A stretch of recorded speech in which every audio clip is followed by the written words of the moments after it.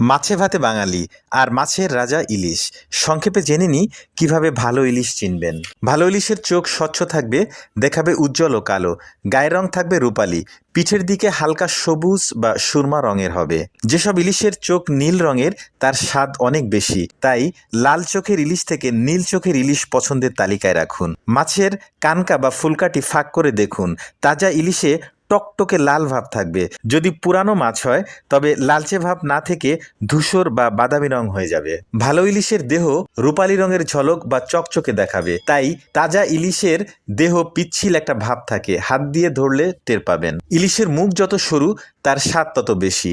মাছটি কেনার আগে ইলিশের গন্ধ নেওয়ার কথাও অনেকে বলেন। কেবল তাজা ও ভালো ইলিশ থেকেই প্রত্যাশিত গন্ধ পাওয়া যায়। তাজা না হলে ইলিশ তার গন্ধ হারিয়ে ফেলে। ধন্যবাদ।